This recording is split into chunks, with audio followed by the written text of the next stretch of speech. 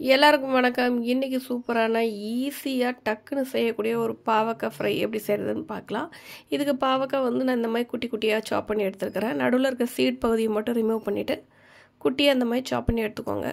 இப்போ கடாயில் கொஞ்சம் ஆயில் விட்டுக்கலாம். ஆயில் கொஞ்சம் வந்து வழக்கமாக தாளிக்கிறத விட கொஞ்சம் கூட எடுத்துக்கோங்க. அப்படின்னா தான் வந்து இந்த ஃப்ரை வந்து கசப்பு தெரியாமல் கொஞ்சம் டேஸ்டியாக நம்ம பண்ண முடியும்.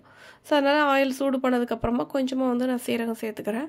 சீரகம் நல்லா வெடித்ததுக்கப்புறமா நம்ம கட் பண்ணி வச்சுருக்கிற அந்த பாவக்காய் இருக்கு இல்லையா, அதை நல்லா தண்ணி வடிச்சிட்டு அப்படியே இதில் ஆட் பண்ணிக்கோங்க. பாவக்காய் நல்லா ஃப்ரெஷ்ஷாக இருக்கிற பாவக்காய் அப்படின்னா உங்களுக்கு இது ரொம்பவே டேஸ்ட்டாக இருக்கும். அதுலேயும் இந்த சின்ன சைஸ் பாவக்காய்லாம் இருக்கு இல்லையா, அதெல்லாம் நீங்கள் வந்து சென்டர் பார்ட்டெல்லாம் ரிமூவ் பண்ணாமல் அப்படியே நீங்கள் கட் பண்ணிவிட்டு நீங்கள் சேர்த்துக்கலாம். ரொம்ப பெருசாக இருந்தால் தான் உங்களுக்கு நிறைய சீடெல்லாம் வரும். ஸோ அதனால் நீங்கள் நடுப்பகுதியை ரிமூவ் பண்ணிவிட்டு செய்கிற மாதிரி இருக்கும். இல்லைன்னா நீங்கள் குட்டி குட்டியான பாவக்காய்லாம் நிறையவே இருக்குது, நிறைய வெரைட்டிஸ் கூட இருக்குது. அதை கூட நீங்கள் அப்படியே கூட கட் பண்ணிவிட்டு நீங்கள் எல்லாம் சேர்த்துக்கலாம். இப்போ இது நல்ல எண்ணெயில் வதக்கணும். இந்த பாவக்காய் வந்து நம்ம தண்ணி எதுவுமே ஊற்றி வேக வைக்க போகிறதில்ல. உருளைக்கிழங்கு வறுப்போம் இல்லையா, அதே மெத்தட் தான். அந்த மாதிரி தான் நம்ம செய்ய போகிறோம். நல்ல எண்ணெயிலேயே வதக்கிட்டீங்க அப்படின்னா உங்களுக்கு கலர் இந்த அளவுக்கு நல்லா சேஞ்ச் ஆகி உங்களுக்கு கிடச்சிரும். நல்லா போடும்போது எவ்வளோ க்ரீனாக இருந்துச்சு, இப்போ பார்த்தீங்களா எவ்வளோ இதாக இருக்குன்னு. இந்த அளவுக்கு இது குக் ஆகணும். குக் ஆனதுக்கப்புறமா ஒரு பெரிய வெங்காயத்தை வந்து நான் கட் பண்ணி இப்போ சேர்த்துக்கிறேன்.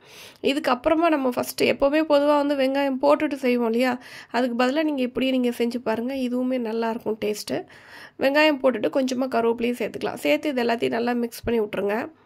இப்போ வந்து நம்ம வந்து மசாலாத்தூள் சேர்த்துக்கலாம். கொஞ்சமாக மஞ்சள் தூள், காரத்துக்கு கொஞ்சமாக மிளகாய்த்தூள் சேர்த்துக்கோங்க. மிளகாய்த்தூளுக்கு பதிலாக நீங்கள் குழம்பு மிளகாய்த்தூள் கூட சேர்த்துக்கலாம், சாம்பார் தூள் கூட சேர்த்துக்கலாம். அதுவுமே கொஞ்சம் டேஸ்ட் வேறு டேஸ்ட் கொடுக்கும். இப்போ இதுக்கு தேவையான உப்பையும் நம்ம சேர்த்துக்கலாம். மஞ்சள் தூள், மிளகாய்த்தூள், உப்பு, இது 3 தான். இப்போ இந்த எல்லா மசாலா உப்பு எல்லாத்தையும் ஒன்றா நல்லா மிக்ஸ் பண்ணுற அளவுக்கு நீங்கள் நல்லா வதக்கி விட்ருங்க. வதக்கி விட்டுட்டு இது நல்லா கொஞ்சம் நேரம் லிட்டு போட்டு க்ளோஸ் பண்ணி வச்சுருந்தீங்கன்னா சூப்பராக உங்களுக்கு வெந்து கிடச்சிருங்க. பாருங்கள் எந்த மாதிரி சூப்பராக வெந்திருக்குன்னு. சாம்பார் சாதம், தயிர் சாதம், ரச சாதம்னு எதுக்கு வேணால் நீங்கள் சாப்பிட்லாம். வெரைட்டி ரைஸ் கூட ரொம்பவே நல்லாயிருக்கும். இந்த ரெசிபியை நீங்களும் உங்கள் வீட்டில் ட்ரை பண்ணி பாருங்கள். பிடிச்சிருந்தா சேனலை சப்ஸ்கிரைப் பண்ணிக்கோங்க. தேங்க்ஸ் ஃபார் வாட்சிங்.